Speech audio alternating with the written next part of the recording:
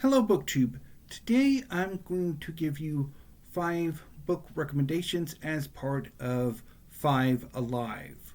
5 Alive is a series of recommendation videos started by Geeks Love Dogs and including a number of booktubers who have given their own 5 recommendations. Among them is Steve Donahue, whose response video is the first video I saw in this series. And so far, the only response video I've seen in this series. So I have 5 recommendations of my own. So let's get started. First up is Mrs. Dalloway by Virginia Woolf. This is a novel from exactly 100 years ago. It's about a society wife named Mrs. Clarissa Dalloway, who over the course of a day is preparing for and hosting a party. As Mrs. Dalloway goes about her day, she has frequent flashbacks to her young adulthood, and various other characters that she encounters throughout the day have their own interior world explored, their own lives told in flashbacks, whether important to the overall story or to the subplot, or are just tangential. I first read this novel a little more than 20 years ago, and I tried to reread it earlier this month, and even though that did not go well at all, I'm hoping that I can get back to this in December and have a better experience with it then. But despite the fact that I did not get on with this rereading attempt, it should be noted that I do not have much luck with the made-up stories, which might come up in tomorrow's tag video if I can manage to make one. But regardless of how exactly I got on with this novel, Mrs. Dalloway is one of the most important novels of the 20th century and is, of course, recommended because I'm pretty sure almost everyone will have a better reading experience of this novel than I did. And sometimes recommendations do not necessarily mean that the recommender necessarily enjoyed the books themselves. So my next recommendation is a collection of poetry, Flyover Country by Austin Smith. This is his second collection and his most recent collection. I love Austin Smith's work.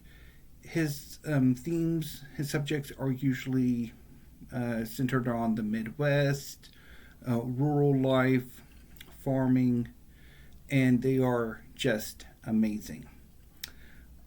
I would say more, but I stink at talking about poetry outside of saying I really liked it or I did not like it.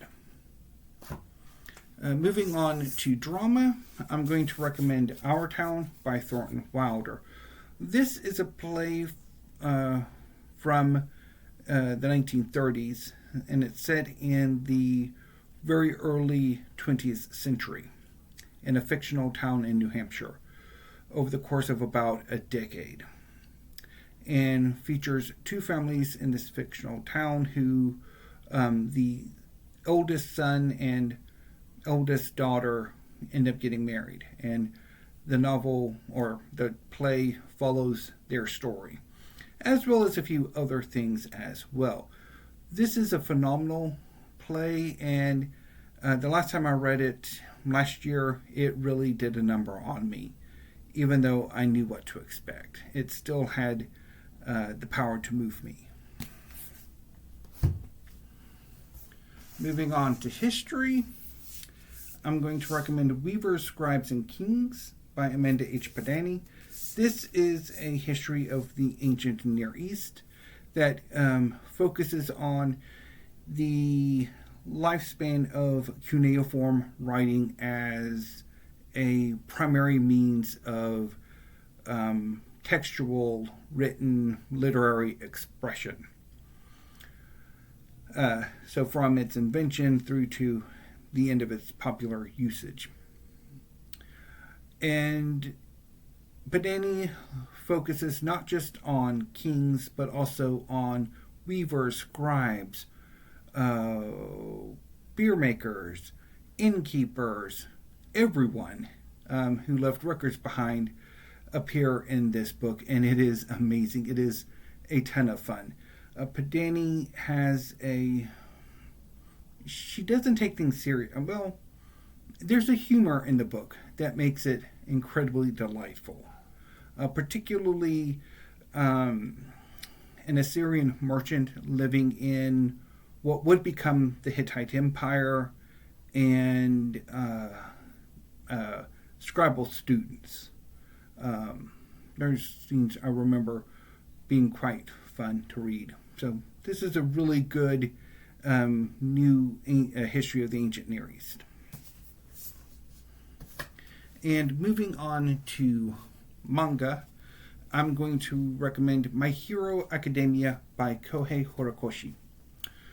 So in Steve's video, he set down some rules, one of which was to relate back to a previous video for one of your recommendations. And My Hero Academia is inspired by American superhero comics, which Steve Donahue mentioned in his response video. He selected a storyline from Daredevil that was later put into a collected edition.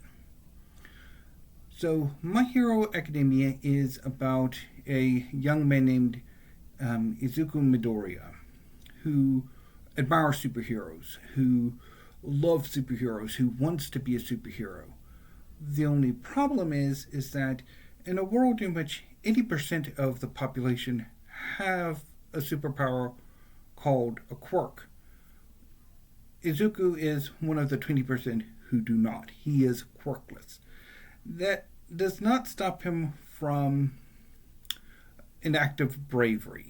And this act of bravery inspires the greatest superhero in Japan, All Might, to take Izuku on as his apprentice.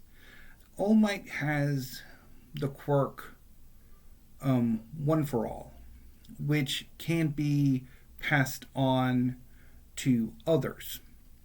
And so All Might grants his quirk to Izuku, allowing Izuku to develop superpowers and to go to the premier superhero academy in Japan, UA, where he, alongside his classmates in 1A, learn the basics of how to be a professional superhero.